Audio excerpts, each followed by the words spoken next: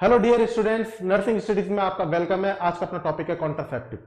Contraceptive start करने से पहले मैं हल्का सा एक बात कहना चाहता हूं आपसे। मैं यहां पर आपके लिए थोड़ी मोटी मेहनत करने लग रहा हूं, लेकिन आपसे एक लाइक का बटन नहीं दब रहा है। मैं देख रहा हूं, कंटिन्यूअसली देख रहा हूं कि कौन लाइक कर रहा है, कौन लाइक नहीं कर रहा है। तो प्लीज एक हल्का सा लाइक करो। मैं उस वाली वीडियो के लिए नहीं कह रहा हूं जो वो तोड़ता है, मोबाइल तोड़ देता है, ऐसा लाइक नहीं। सिंपल सा एक छोटा सा लाइक करो एंड शेयर करें इस चीज को, और स्टूडेंट्स को अपडेट मिले। सब्सक्राइब भी करें ताकि जो मेरे लेटेस्ट वीडियोस आ रहे हैं वो आपके पास में जल्द से जल्द पहुंचे। ठीक है, बार बार मैं इस चीज को नहीं कहूंगा, सिर्फ सिंपल सी बात है, अगर हम कुछ कर रहे हैं तो इन वर्ष आपको एक लाइक जरूर करना चाहिए। ठीक है, अब हम बिना टाइम गवाए अपने कॉन्ट्रासेप्टिव मेथड को स्टार्ट करते हैं। कॉन्ट्रासेप्टिव मेथड के अंदर कई सारे मेथड होते हैं, natural method, barrier method, ICD और hormonal method. We are not discussing about these type of method right now. सबसे पहले मैं कॉन्ट्रासेप्टिव्स के अंदर एक मेन टॉपिक शुरू करना चाहता हूं, और उस टॉपिक का नेम है Pearl Index. Pearl index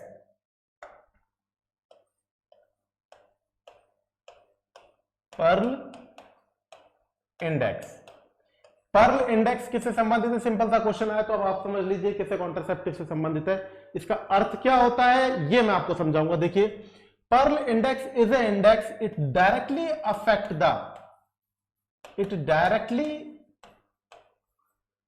affect या directly denote the failure rate. Contraceptive की फेलियर रेट को क्लियरली कौन बताएगा? पर्ल इंडेक्स बताएगा। और इनडायरेक्टली बात करें अगर, क्या बताएगा? Indirectly it affect the efficacy of contraceptive.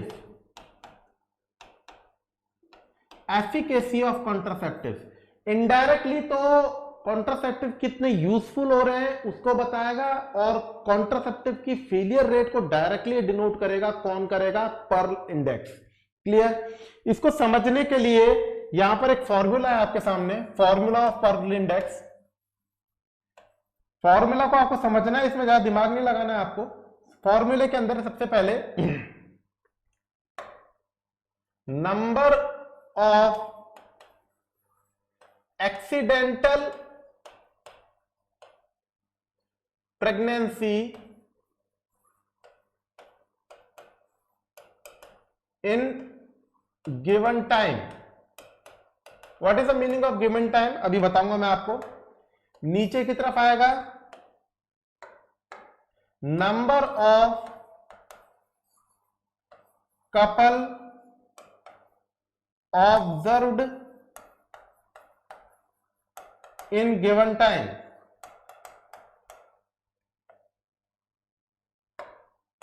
Into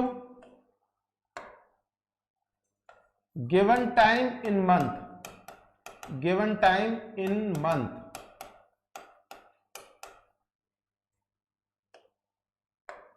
into 1200 percentage में लेने के लिए 100 से गुणा किया है। नंबर ऑफ मेंस्ट्रुएशन साइकिल होता है एवरेज 1 ईयर के अंदर 12, तो अपन ने यही रखा है यहां पे। अब अपन एक एग्जांपल के थ्रू इसको समझने की कोशिश करते हैं। मान लीजिए कि अपन मान लीजिए कि क्वेश्चन के हिसाब से अपन मानते हैं कि अपन 200 कपल्स को ऑब्जर्व कर रहे हैं। कितने कपल्स को ऑब्जर्व कर रहे हैं? 200 कपल्स को ऑब्जर्व कर रहे हैं, और जिसके अंदर हमने देखा एवरेज 50 प्रेगनेंसीज अचीव्ड हुई है। अब ये प्रेगनेंसी अचीव्ड क्या हुई है? ये वो नंबर ऑफ कपल्स हैं जो कॉन्ट्रासेप्टिव यूज कर रहे हैं। जो कॉन्ट्रासेप्टिव यूज कर रहे हैं हम उनको एक निश्चित समय के लिए ऑब्जर्व करने की कोशिश कर रहे हैं। मान लीजिए क्वेश्चन में दे रखा है कि 200 कपल्स के ऊपर आप कॉन्ट्रासेप्टिव जो यूज कर रहे हैं उनको आप क्लोजली ऑब्जर्व कर रहे हैं, और उनके अंदर से 50 प्रेगनेंसी अचीव हुई। अब ये प्रेगनेंसी क्या है? कॉन्ट्रासेप्टिव यूज कर रहे हैं तब भी प्रेगनेंसी हुई। इसका मतलब ये क्या है? एक्सीडेंटल प्रेगनेंसीज हैं। क्या है ये? एक्सीडेंटल प्रेगनेंसीज हैं। क्लियर? एक्सीडेंटल प्रेगनेंसी है। फाइनली 200 हुए कपल ऑब्जर्व्ड जो कि क्या कर रहे हैं? Who used contraceptive. समझ रहे हैं आप बात को? जो कॉन्ट्रासेप्टिव यूज कर रहे हैं उनके 200 कपल्स को अपन ऑब्जर्व कर रहे हैं और 50 प्रेगनेंसी एक्सीडेंटल प्रेगनेंसी अपने अचीव करी है। क्लियर। और कितने समय तक देखा आपने, गिवन टाइम कितना है, तो एवरेज अपन मान लीजिए 3 इयर्स तक अपन उनकी क्लोज मॉनिटरिंग कर रहे थे कि वो रेगुलरली क्या कर रहे हैं, कॉन्ट्रासेप्टिव यूज कर रहे हैं। और उसके बाद में भी अगर प्रेगनेंसी अचीव हुई है तो रेगुलरली 3 साल तक आप यूज उनको ऑब्जर्व कर रहे हैं। इसका मतलब गिवन टाइम हो गया 3 साल, मंथ में लेना है इसका मतलब 36 मंथ। क्लियर। और अगर अपन बात करें एक्सीडेंटल प्रेगनेंसी कितनी है तो 50 है। अब अपन ने पूरा अपन के सामने क्राइटेरिया रखा हुआ, बस आपको फॉर्मूले के अंदर पुट करना है। तो फॉर्मूले के अंदर आप पुट करके देखेंगे, देखिए नंबर ऑफ एक्सीडेंटल प्रेगनेंसी कितनी है 50, ये लिखा आपने 50 इंटू क्या करना है आपको 1200। क्लियर। और अपॉन किया आपने number of couple, number of couple कितने थे आपके पास में, नंबर ऑफ कपल थे 200 जो कि कॉन्ट्रासेप्टिव यूज कर रहे थे, और इंटू करना है 36। क्लियर। यहां पर आपके सामने क्लियर हुआ। अब आपने देखा 2 0 से 2 0 काटिए, 12 1 12 12 दोनों 24 आती है 36। क्लियर। और ये हो गया आपके सामने 5/3 दूनी 6। क्लियर। तो ये हो गया 50/6। क्लियर। 36 36 48 8.3। तो यहां पर जो फेलियर, इसकी जो पर्ल इंडेक्स आया PI या फिर 8.3% आया, 8.3% आया पर्ल इंडेक्स आया, ये क्या है 8.3% है। क्लियर। तो हम ये मानते हैं कि अगर पर्ल इंडेक्स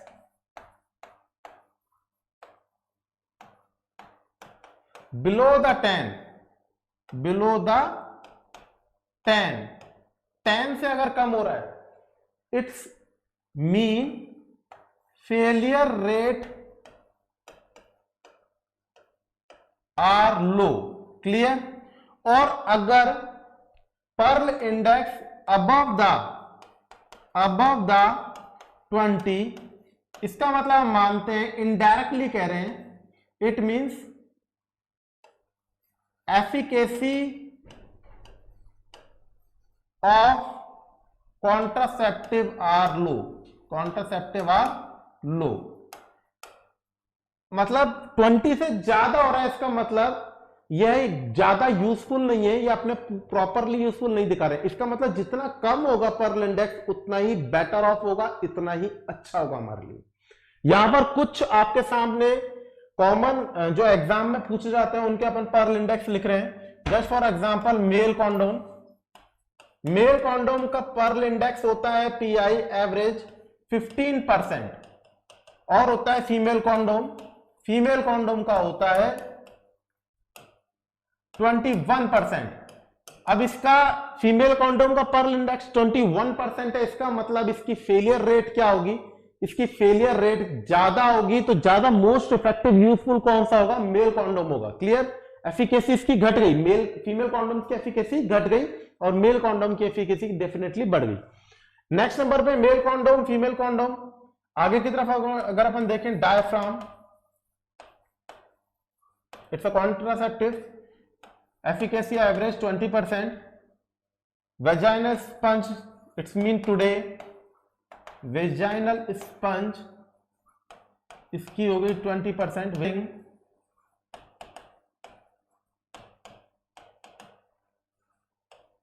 8.0%, ओसी पिल्स 8.0%।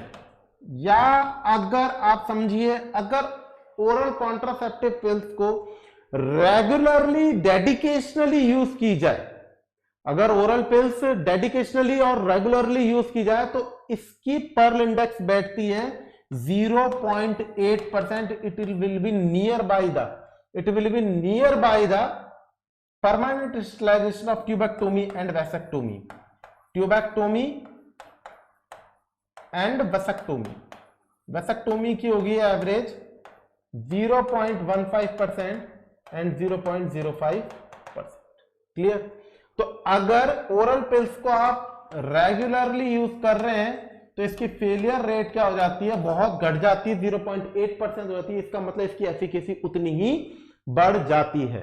तो पर्ल इंडेक्स डायरेक्टली अफेक्ट करता है फेलियर रेट को और इनडायरेक्टली अफेक्ट करता है एफिकेसी को। मैंने कुछ आपके सामने पर्ल इंडेक्स बताए हैं। कॉन्डोम्स के मेल कॉन्डोम्स का 15%, फीमेल कॉन्डोम्स का 21%, वेजाइनल कॉन्ट्रासेप्टिव का 20%, वेजाइनल स्पंज टूडेज का 20%, वेजाइनल रिंग का, एंड आपके सामने है ओरल कॉन्ट्रासेप्टिव पिल्स का 8.0%।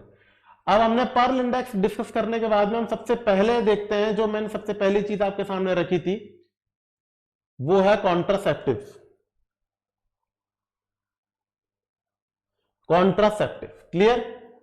देखिए कॉन्ट्रासेप्टिव्स के अंदर आपसे पूछे 100% कौन सा कॉन्ट्रासेप्टिव है, तो आपको याद रखना है कि ऐसा कोई भी नहीं है 100%। तो सब नॉर्मल स्टूडेंट बोले को ऐसा कोई भी नहीं है जो कि 100% कॉन्ट्रासेप्टिव रेट दे, 100% प्रेगनेंसी को डिले करे। What is the meaning of contraceptive? Contraceptive are used to delay the pregnancies को डिले करने के लिए कॉन्ट्रासेप्टिव यूज किए जाते हैं।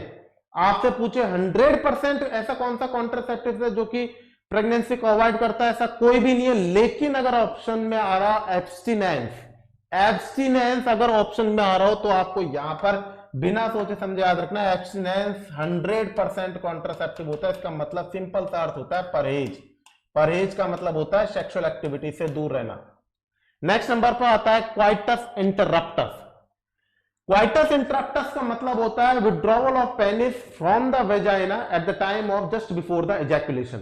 क्वाइटस इंटरप्टस का आपके सामने क्लियर अर्थ है कि वेजाइना में से पेनिस को just before the ejaculation out कर लेना, ये क्या कहलाएगा? Coitus interrupts. नेक्स्ट आपके सामने कई सारे मेथड दे रखे हैं, ये मेथड है, ये मेथड है, ये मेथड है, ये मेथड है। देखिए आप लोगों से पूछा अगर रिदम मेथड क्या होता है, कैलेंडर मेथड किसे कहते हैं, बिलिंग मेथड क्या होता है, सेफ मेथड क्या होता है, तो यहां पर आप एक साथ कंफ्यूज हो जाएंगे और नहीं हो इसके लिए मैंने इन सबको एक जगह पे आपके सामने लिखा है। सेफ पीरियड क्या होता है? सेफ पीरियड होता है मेंस्ट्रुएशन साइकिल से 7 डेज पहले और 7 डेज बाद में जो टाइम रहेगा वो क्या रहेगा? सेफ पीरियड का रहेगा। वेयर एज अगर रिदम पीरियड की बात की जाए, रिदम पीरियड क्या होता है, तो रिदम पीरियड को समझिएगा। रिदम पीरियड मान लेते हैं अगर किसी क्लाइंट के जो मेंस्ट्रुएशन साइकिल है या पर्सन है, लेडी है, जिनके मेंस्ट्रुएशन साइकिल 28 डेज का साइकिल है। क्लियर। अब आपको पता है कि 28 डेज साइकिल के अंदर एक एवरेज माना जाता है कि 14 डेज पे क्या होता है? ओव्यूलेशन होता है। क्लियर। 14 डेज पे ओव्यूलेशन हुआ तो इससे 3 दिन पहले और 3 दिन बाद में, 3 days before and 3 days after sexual activities coitus को आपको अवॉइड करना पड़ेगा। ये रिदम मेथड या कैलेंडर मेथड के अंदर आता है। आपको कंफ्यूज नहीं होना है, मैंने अलग अलग लिखा है लेकिन आपको याद रखना है रिदम मेथड और कैलेंडर मेथड एक ही है। तो अगर आपसे पूछे कि 14 डेज पहले 3 दिन और 14 डेज बाद में 3 दिन सेक्सुअल एक्टिविटीज को अवॉइड करना रिदम मैटर के अंदर काउंट होता है। अब कई स्टूडेंटों का इसमें क्वेरी आ जाती है कि 28 डेज की जगह मान लीजिए किसी क्लाइंट का जो मेंस्ट्रुएशन साइकिल पीरियड है वो 32 डेज का है, 32 डेज का है, तो आपको पता चला कि 28 में कितने दिन जुड़े? 4 दिन जुड़े। समझ रहे हैं? तो 28 + 4 32, तो आपको ओव्यूलेशन को भी 4 दिन जोड़ देना है, +4 करके रख दीजिए। इसका मतलब ओव्यूलेशन किस तारीख को होगा इस लेडी का? इसका लेडी का ओव्यूलेशन होगा 18 को। अब 18 से 3 दिन पहले, 18 से 3 दिन पहले और 3 दिन बाद, +3 और -3, 3 दिन पहले और 3 दिन बाद सेक्सुअल एक्टिविटीज और क्वाइटस को इंटरप्ट करके रखना है। और ये मेथड किसके अंदर काउंटेबल है? रिदम मैटर के अंदर। आप इसी प्रकार से ओव्यूलेशन डेट को काउंट कर सकते हैं। ये आपके सामने जब आप लास्ट मेंस्ट्रुएशन डेट निकालते हैं उसमें भी आपके सामने क्लियर, ये आपके यूजफुल रहेगा billing method. Clear. Next number पे आता वो कैलेंडर मेथड। नेक्स्ट नंबर पे आता है बिलिंग मेथड। देखिए बिलिंग मेथड क्या होता है? सर्विकल म्यूकस की कंसिस्टेंसी को ज्ञात करके बिलिंग मेथड को ज्ञात किया जाता है। इफ सर्वाइकल म्यूकस पर सीक्रेशन थिक हो रहा हो और स्कैंटी हो, कम हो, मतलब थिक हो और कम हो, गौर से समझिए, मैं लिख भी देता हूं। अगर सर्वाइकल म्यूकस जो है, सर्वाइकल जो म्यूकस है वह अगर थिक है एंड स्कैंटी एक मात्रा में थोड़ा कम है, स्कैंटी मतलब पूरा कम नहीं है, मात्रा में कम है। इसका मतलब ये क्या है, इसका मतलब ये सेफ है। क्या है ये, सेफ है। Clear, caused by the progesterone hormone. Clear. और अगर आपसे पूछे कि सर्वाइकल म्यूकस, सर्वाइकल म्यूकस अगर थिन है, संग में क्या है, संग में लार्ज अमाउंट में, वॉटरी है, लार्ज अमाउंट में, तो इसका मतलब क्या हुआ कि ये अनसेफ पीरियड है कॉज्ड बाय द, ये क्या हुआ, इसका मतलब ये है अनसेफ पीरियड है caused by the oestrogen hormone. Clear. तो आपके सामने कई सारे टॉपिक्स यहां पर क्लियर हो रहे हैं। दोबारा से देख लेते हैं नेचुरल मेथड के अंदर सबसे पहले हम डिस्कस कर रहे हैं abstinence condition. It means avoid the coitus means sexual intercourse. Clear. Next number पे आता है coitus interruptus means withdrawal of penis from the vagina just before the ejaculation time. Next number पे आता है सेफ पीरियड, मेंस्ट्रुएशन साइकिल से 7 days before and after safe period में countable है। Rhythm method और कैलेंडर मेथड, इसमें ovulation से 3 days before and 3 days after. अब ओव्यूलेशन को कैसे असेस करेंगे, 28 डेज साइकिल के अंदर ओव्यूलेशन होता है 14 डेज पे, और 14 डेज से पहले 3 दिन और बाद में 3 दिन, -3 + 3, इस टाइम पे क्वाइटस को अवॉइड करना है। ये बिलिंग मेथड के अंदर, वो कैलेंडर मेथड के अंदर काउंटेबल है, रिदम मेथड के अंदर काउंटेबल है। क्वेश्चन अगर बन जाए कि अगर किसी क्लाइंट का मेंस्ट्रुएशन साइकिल 32 डेज का, 36 डेज का, 31 डेज का, तो इसका मतलब जितने डेज 28 से ऊपर हो रहे हैं, मान लीजिए 32 है, तो उतने डेज को आप जोड़ दीजिए, 28 + 4 32, तो इसका मतलब 18 के अंदर, 14 के अंदर आपको 4 जोड़ना है। जितने डेज ऊपर चढ़ रहे हैं तो 14 के अंदर उतने डेजों को जोड़ना है, 4 जोड़ना है, जिसके कारण से जो ओव्यूलेशन डेट है वो आगे खिसक जाएगी। 14 डेज की जगह 18 डेज हो जाएगी। 18 डेज में सेम एज कंडीशन +3 और -3, और ये आपका रहेगा कैलेंडर मेथड या रिदम मेथड। इस टाइम पे आपको क्वाइटस को अवॉइड करना है। क्लियर। नेक्स्ट नंबर पे आता है आपके पास में बिलिंग मेथड। इसकी सर्विकल म्यूकस की कंसिस्टेंसी को क्लियर करता है। अगर सर्वाइकल म्यूकस थिक है तो it means it will be caused by the progesterone and it will be safe period. और अगर सर्वाइकल म्यूकस थिन है और लार्ज अमाउंट में, it will be unsafe period and caused by the oestrogen. और other भी होते हैं। Other के अंदर आता है आपके सामने थर्मोलाइटिक इफेक्ट ऑफ प्रोजेस्टेरोन के बढ़ने के कारण से 0.5 डिग्री सेल्सियस और 1 डिग्री फ़ारेनहाइट अगर बेसल बॉडी टेम्परेचर के अंदर फ्लक्चुएशन आ रहा है, इसका मतलब ओव्यूलेशन स्टार्ट हो चुका है। थोड़ा सा आपको ये वाली बात ध्यान रखनी है। समझ रहे हैं बात को। आगे की तरफ है बैरियर मेथड की अगर अपन बात करें, बैरियर मेथड में जो बैरियर पैदा करे, स्पर्म एंड ओवम के फर्टिलाइजेशन को रोकने की कोशिश करें, उसके अंदर सबसे पहला आता है आपके पास में मेल कॉन्डोम। देखिए मेल कॉन्डोम की अगर अपन बात करें तो male condom worldwide use होने वाला है, वर्ल्ड वाइड यूज किया जाता है। मैं इन टॉपिक्स को डायग्रामेटिकली इसे समझाने की कोशिश कर रहा हूं because there are so many student जो कि डिफरेंस नहीं जानते हैं। डायफ्राम क्या होता है, वेजाइनल स्पंज क्या होता है, ऐसा भी होता है कि फीमेल कॉन्डोम होता है। तो मैं आपको यहां पर इन चीजों को बताने के लिए बेसिक ये किस प्रकार से यूज किए जाते हैं यहां पर, इसलिए मैं डायग्राम यूज कर रहा हूं। तो यहां पर रटना नहीं है, हर चीज को आपको आराम से समझना है। देखिए जो मेल कॉन्डोम होता है वो वर्ल्ड वाइड यूज किया जाता है, लेटेक्स का बना होता है, लेटेक्स का बना होता है।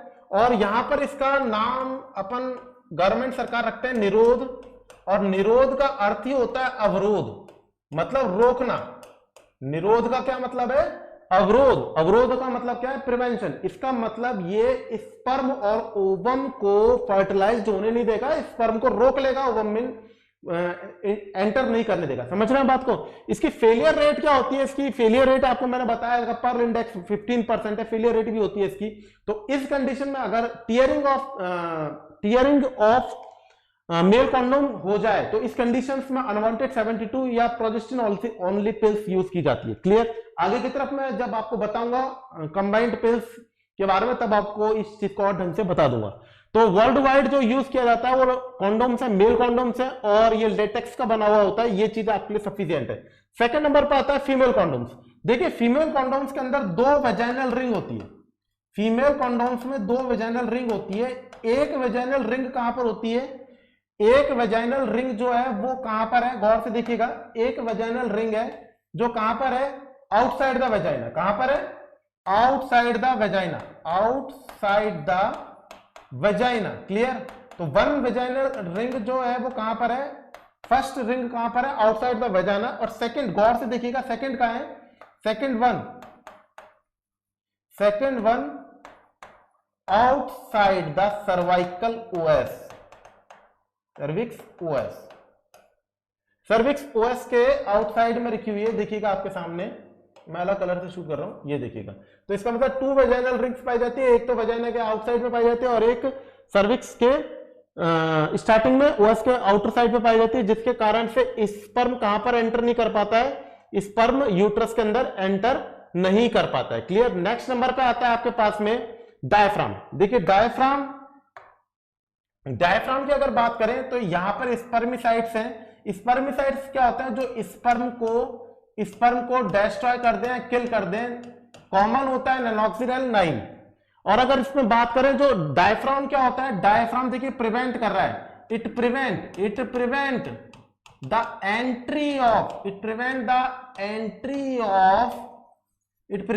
Entry of sperm into the uterus. और एक और बात है, ये एसटीडी से भी प्रिवेंट कर रहा है, ये आपके सामने क्लियर है। देखिए आपके सामने मेल कॉन्डोम भी क्या कर रहा है? एसटीडी से प्रिवेंट कर रहा है, बैरियर मेथड भी है और एसटीडी से प्रिवेंट भी कर रहा है। और जो डायफ्राम है, ये देखिए डायफ्राम जो होता है ये भी क्या कर रहा है? एसटीडी से प्रिवेंट कर रहा है और स्पर्म की एंट्री को रोक रहा है। नेक्स्ट नंबर पे है ये आपके सामने वेजाइनल स्पंज, टुडेज नाम से वेजाइनल स्पंज। ये क्या हो रहा है? ये डिस्क शेप्ड स्ट्रक्चर होता है, डिस्क शेप्ड का होता है, सॉफ्ट होता है। डिस्क शेप्ड एक प्रकार की डिस्क है और ये सॉफ्ट होता है। क्लियर? ये क्या करता है? डिस्क शेप्ड और सॉफ्ट होता है। इसके अंदर भी क्या होता है? जर्मिसाइट्स जेली होती है, जर्मिसाइट्स होते हैं जो क्या करते हैं? जर्मिसाइट्स ये स्पर्म को किलिंग करते हैं और entry of sperm into the uterus को ये इनहिबिट करता है। तो इस प्रकार से अगर बैरियर मेथड को अगर अपन इनके बारे में इतना डिटेल से समझने के लिए, लेकिन हम बेसिक कंटेंट नहीं पढ़ रहे हैं, हम कॉम्पिटिटिव लेवल पे पढ़ रहे हैं, तो जो मेन क्वेश्चंस पूछे जाते हैं और इनमें कुछ डिफरेंस होता है वो भी आपको समझना है। इसके लिए आप इन चीजों को यहीं तक आप समझेंगे।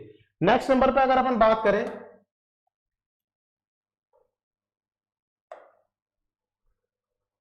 मेल कॉन्डोम आपके सामने क्लियर कर दिया। निरोध या अवरोध या फिर prevention to entry of sperm into the vagina. Next number पे female condoms, 2 outer ring, 2 vaginal ring होती है, 1 is outside the vagina and second 1 is outside the cervix OS. Diaphragm is contain the germicidal jelly, the spermicidal jelly which kill the sperm also and protect the STDs. And vaginal sponge are today's a discs like shaped which are nature in soft and contain also spermicidal jelly which also killed the sperm. Clear? Next number पे आपके सामने आता है जो next topic है वो है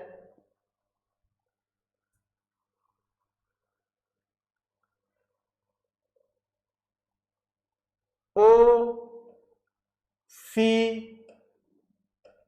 pills. देखिए इसको क्या बोलते हैं? इसको बोलते हैं oral contraceptive pills. Oral contraceptive pills. Pills का मतलब क्या होता है? पिल्स का मतलब होता है गोलियां। Oral contraceptive pills are most common method used in the India के अंदर बहुत ज्यादा कॉन्ट्रासेप्टिव मेथड में यूज किया जाने वाला है ओरल कॉन्ट्रासेप्टिव पिल्स। क्यों? क्योंकि ये एक प्रकार की प्राइवेसी को मेंटेन करता है। फीमेल्स होती हैं, वो क्या है कि ओरल कॉन्ट्रासेप्टिव पिल्स ले रही हैं तो अब वो किसी पूछने की जरूरत नहीं है क्या है ये बोला सिर में दर्द, हेडेक हुआ तो उसने ले लिया और गोली ले ली। इसमें कोई आउट करने की जरूरत नहीं है या कोई चीजें छुपाने की जरूरत नहीं है। सिंपल सी गोली है, उसने आपने ले ली, तो इससे क्या है? प्राइवेसी मेंटेन हो रही है। तो ये पिल फॉर्म के अंदर आती है और इसीलिए अपन ये मोस्ट कॉमनली यूज की जाती है। और अगर ये रेगुलरली यूज करी जाए, गौर से समझिएगा, अगर ये रेगुलरली यूज की जाए तो इसका पर्ल इंडेक्स होता है 0.8% और अगर इरेगुलर यूज करें तो इसका पर्ल इंडेक्स होता है 8.0%। तो ये आपको याद रखना कि ये मोस्ट इफेक्टिव है, इसका पर्ल इंडेक्स बहुत कम होता है, 0.8% होता है, बट शर्त ये होती है कि इसको रेगुलरली और डेडिकेशनली यूज की जाए। क्लियर? और कॉमनली इंडिया के अंदर यूज की जाती है क्योंकि ये आराम से प्राइवेसी को मेंटेन कर सकती है। क्लियर? यहां पर अगर अपन पूछें कि ओरल कॉन्ट्रासेप्टिव पिल्स में कितनी पिल्स आती हैं, तो फर्स्ट नंबर पे आती है फर्स्ट कंबाइंड पिल्स,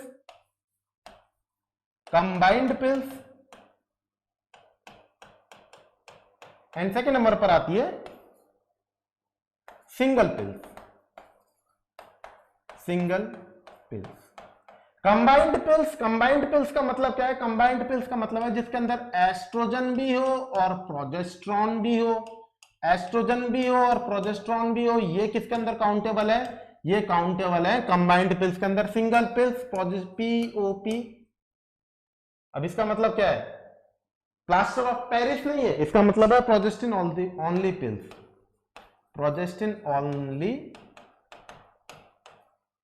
पिल्स, तो सबसे पहली बात, नाम के ऊपर आधार पे आप समझने की कोशिश करिए कि कंबाइंड पिल्स और सिंगल पिल्स का मतलब क्या है। कंबाइंड का मतलब एस्ट्रोजन और प्रोजेस्टेरॉन दोनों होगा, और अगर बात करें कि सिंगल पिल्स में प्रोजेस्टेरॉन, खाली सिर्फ प्रोजेस्टेरॉन होगा। यहां तक आपको बात समझने के आने के बाद में आप ये पूछेंगे आपसे, अगर क्वेश्चन पूछा जाए कि मोस्ट कॉमन कौन सी यूज की जाएगी, तो मोस्ट कॉमन यूज की जाएगी आपके सामने, मोस्ट कॉमन यूज की जाएगी POP। अब ये प्लास्टर ऑफ पेरिस मत समझना, दोबारा बोल रहा हूं, प्रोजेस्टेरॉन ओनली पिल्स। ठीक है, तो मोस्ट कॉमन कौन सी यूज की जाती है? POP।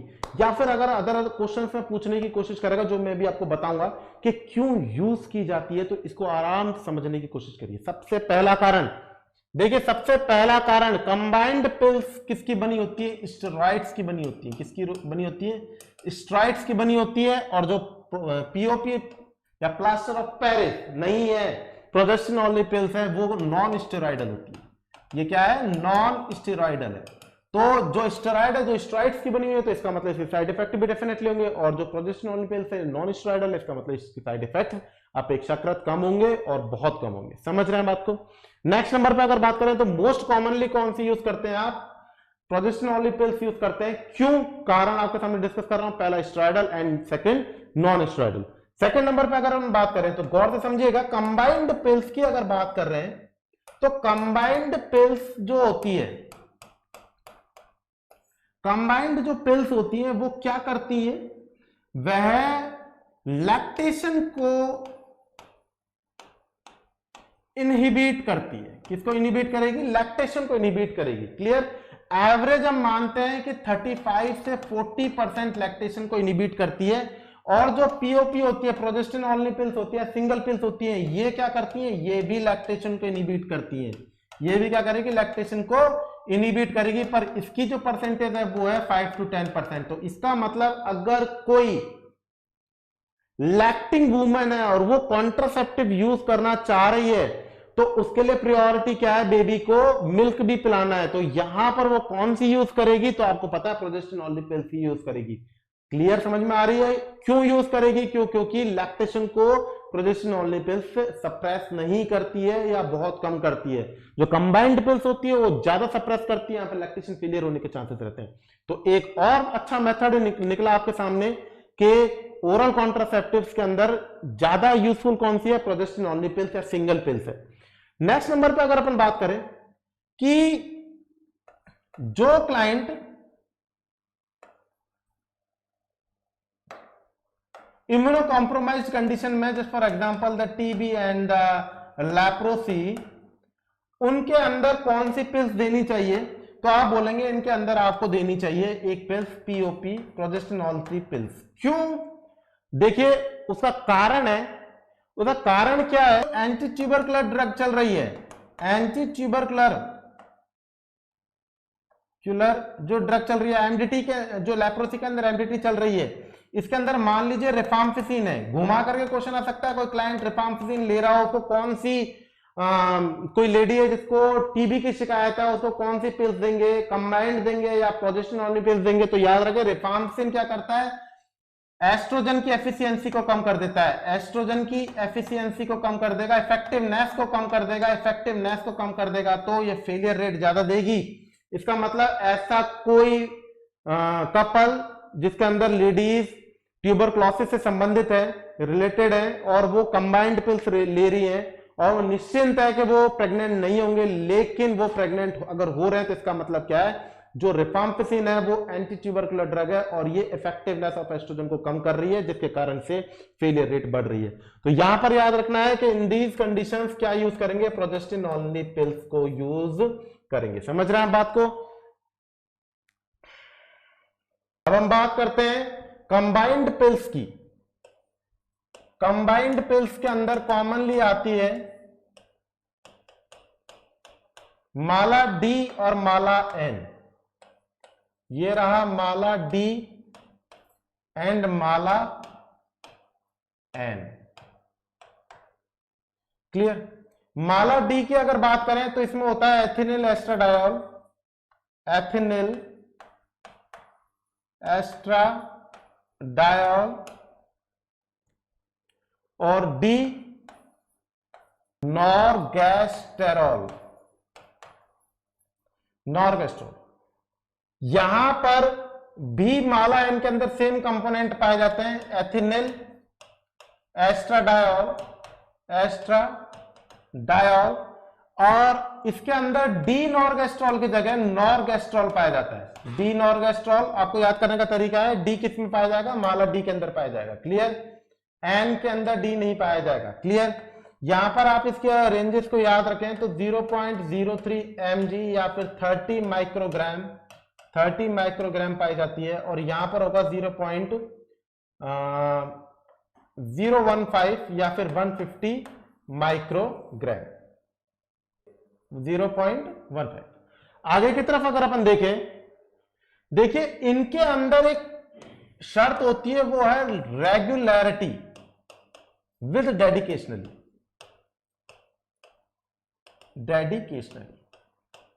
तो ये इफेक्ट होगी, अदरवाइज आपको पता है 8.0 का 0.8% होते हुए पता नहीं चलता, 0.8 का 8.0% होते हुए पता नहीं चलता। मैं बार बार याद दिला रहा हूं क्योंकि कॉमनली पर्ल इंडेक्स उसी पिल्स का पूछा जाता है, तो आपको याद रखना उसी पिल्स का कितना होगा। क्लियर? अब आगे की बात करें तो ये पैकेट में आती है 28 गोलियां आती हैं। इसके अंदर 21 जो होती है वो होती है हार्मोनल, और जो रिमेनिंग 7 होगी वो होगी आयरन की गोलियां।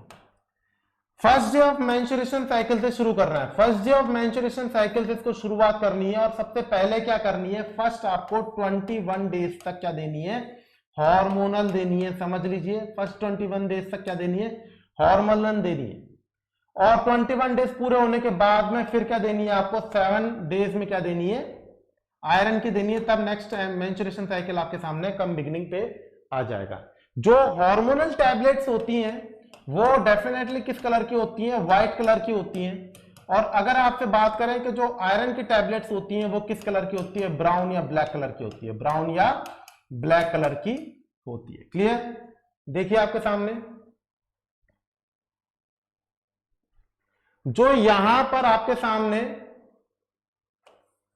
डायग्राम में 1 2 3 4 5 6 7 ये जो ब्राउन कलर के ब्राउन कलर की जो ये टैबलेट्स हैं, ये कौन सी टैबलेट्स हैं, आयरन की टैबलेट्स हैं, और बाकी के जो रिमेनिंग 21 टैबलेट्स हैं वो हार्मोनल है। क्लियर? आगे की तरफ अगर अपन देखें,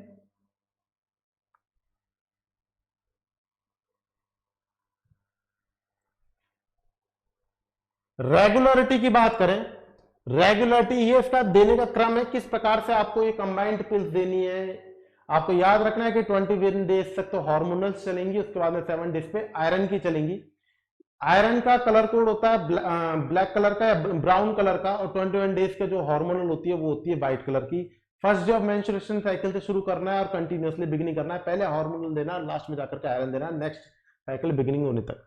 नेक्स्ट नंबर पर अगर इसकी रेगुलरिटी की बात करें कि मान लीजिए आपने पहली पिल मिस कर दी, एक पिल आपने लेना मिस कर दिया, लेकिन जैसे कल ली थी और आज पिल्स लेना आपने मिस कर दिया, तो इसका मतलब ये है कि आप नेक्स्ट डे का वेट मत करो, जब भी आपको याद आए, सुबह दोपहर शाम जब भी याद आए आप उस पिल को टेक कर लो, दोबारा से ले लो। पहली बात, 1 पिल अगर मिस हो रही है तो जब भी याद आए, when ever when ever remember, तो आपको उसको क्या करना है, ले लेना है, कीप इट। सेकेंड नंबर पे अगर 2 पिल मिस कर दी तो नेक्स्ट डे पर, नेक्स्ट याद आने वाले डे पे 2 पिल्स आपको एक्स्ट्रा एड ऑन करनी है, लेनी है। और अगर बात करें आपने 2 से ज्यादा अगर आपने पिल मिस कर दी, इसका मतलब मिस ही मिस कर रही है, उसको कुछ याद रहता ही नहीं है। जब उसने एक पिल मिस करी तो हो सकता है गलती, और दूसरी पिल मिस करी तो हो सकता है टेंशन में हो, उससे ज्यादा अगर पिल यूज करे, इसका मतलब वो नेग्लिजेंसी, टॉर्ट, समझ रहे हैं, माल प्रैक्टिस वाली दिक्कत है। तो इसका मतलब उसको ये चीज देनी नहीं है, दी जाने वाली सारी की सारी सुविधाएं बंद कर दी जाए, उसको बोल दीजिए कि आप तेरे को लेने की जरूरत ही नहीं है, नेक्स्ट टाइम पे, नेक्स्ट टाइम इसका मतलब आपको नेक्स्ट पैकेट को शुरू करना है, और भी नेक्स्ट मेंस्ट्रुएशन साइकिल से भी शुरू कर सकते हैं, और आपको उस पैकेट को दोबारा से यूज नहीं करना है, नेक्स्ट पैकेट को आपको फर्स्ट डे के तरीके से यूज करना है। क्लियर? आगे की तरफ अगर अपन चले, कंबाइंड पिल्स के अंदर आपने देखा Mala N and Mala D. Next number पर है POP, progestin only pills, progestin only pills. यहां पर आपके सामने कॉमन पिल आती है, उस पिल का नाम है मॉर्निंग आफ्टर पिल्स। इस नाम से बहुत क्वेश्चन आता है, morning after pills. Morning after pills नाम से आपको समझ में नहीं आएगा, लेकिन अब मैं आपको समझाने की कोशिश कर रहा हूं, तो आपको हो सकता है थोड़ा सा लिंक बैठ जाए। देखिए, समझिए इस वाली बात को, मॉर्निंग आफ्टर पिल्स का दूसरा नाम होता है इमरजेंसी पिल। इमरजेंसी पिल अनवांटेड 72। इसका मॉर्निंग आफ्टर पिल्स क्यों कहा जाता है? क्योंकि अपने इंडियन कल्चर के अंदर जो सेक्सुअल एक्टिविटीज और क्वाइटस होता है वो मेनली फैमिलीज के अंदर नाइट के टाइम पर होता है। तो नाइट में अगर अनप्रोटेक्टेड बैरियर सेक्स हो जाए, सेक्सुअल इंटरकोर्स हो जाए जो अनप्रोटेक्टेड हो, तो इस कंडीशन में सुबह उठने के बाद में ये पिल्स यूज की जाती हैं। इसे इसलिए बोलते हैं मॉर्निंग आफ्टर पिल्स या फिर इमरजेंसी पिल्स। इसे अनवांटेड 72 भी बोलते हैं। ये 72 आवर तक आपको प्रेगनेंसी को डिले कर सकता है, लेकिन ये जो मोस्ट इफेक्टिव होता है, जो क्वेश्चन में पूछे जाने वाला एग्जाम में आता है, वो है फर्स्ट 24 आवर के अंदर ही ये बहुत ज्यादा यूजफुल होता है, बाद में इसकी फेलियर रेट बढ़ती जाती है। तो आपको अभी तक मैंने बताया, कंबाइंड पिल्स के उदाहरण में लिया अपने प्रोजेस्टेरोन एस्ट्रोजन दोनों, और प्रोजेस्टिन ओनली पिल्स के अंदर अपन ने लिया खाली प्रोजेस्टिन असर करने वाली। एंड फाइनली अगर मिसिंग पिल्स की बात करें तो अपन ने इसमें लिया मॉर्निंग आफ्टर पिल्स अनवांटेड 72 लेवर्नोगेस्ट्रॉल, जो कि फर्स्ट 24 आवर में मोर इफेक्टिव रहती है। तो अगर हम बोलें कि फर्स्ट, ये तो बात है पहले, दूसरे, तीसरे दिन की, फर्स्ट 24 आवर मोर इफेक्टिव है। अगर by chance, by mistake unprotected sex हो जाए, और इस कंडीशन में आप कौन सी देते हैं? अनवांटेड 72। लेकिन 5 दिन तक की अगर आपसे बात करें कि 5 दिन तक कौन सी इफेक्टिव रहेगी, तो उसका सिंपल सा आंसर होगा आईयूसीडी। ठीक है। नेक्स्ट नंबर पे अपन ने ओरल डिस्कस करने के बाद हम डिस्कस करते हैं इंजेक्टेबल। इंजेक्टेबल के अंदर आती है डीएमपीए और net EN. DMPA depot medroxyprogesterone acetate, depot medroxyprogesterone acetate.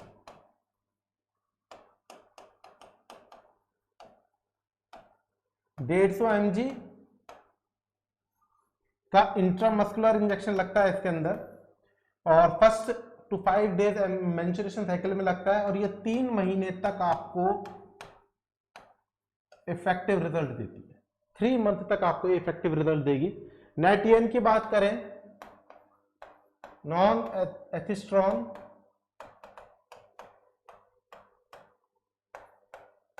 एनास्टेट, ये चलेगा अगेन इंट्रामस्कुलरली, लेकिन 200 mg की डोज चलेगी इसके अंदर, और ये चलेगी 2 मंथ या 60 डेज के लिए।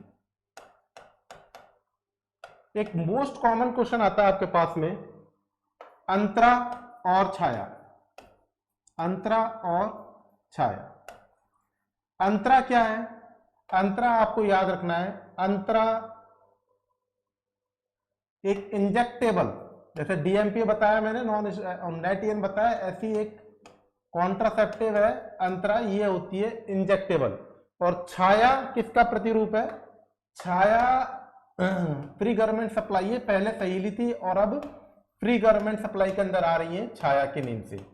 फ्री गवर्नमेंट सप्लाई के अंदर all hospitals, medical college and district hospitals के अंदर अंतरा और Chhaya free of cost delivery present है, आपको फ्री ऑफ कॉस्ट मिल सकती है। अंतरा एंड छाया दोनों कब लॉन्च हुई थी? तो आपको ये याद रखना है 5 सितंबर 2017 को ये लॉन्च हुई थी। याद रखें, सहेली को आपने फ्री ऑफ कॉस्ट में क्या रखा? छाया। समझ रहे हैं? प्रोजेस्टेरोन ओनली पिल्स है, नॉन स्टेरॉइडल है, ये नॉन स्टेरॉइडल है। आगे की तरफ अपन देखें, इम्प्लांटेबल। इम्प्लांटेबल के अंदर अपन ट्रांसडर्मल पैचेस लगाते हैं, इंटरडर्मली भी लगा सकते हैं, सबक्यूटेनियसली भी लगा सकते हैं। इसके अंदर अपन लिवर्नोगैस्ट्रॉल यूज करते हैं। इसमें 6 सिलिकॉन की कैप होती हैं। एक सिलिकॉन की कैप में होता है 35 mg लिवर्नोगैस्ट्रॉल। तो इसका मतलब 6 के अंदर कितना हुआ? 6 × 35 एवरेज 210 मिलीग्राम लिवर्नोगैस्ट्रॉल प्रेजेंट रहती है। और ये कितने टाइम के लिए इफेक्टिव होती है? 1 से 3 या 5 साल के लिए ये इफेक्टिव रहती है। क्लियर?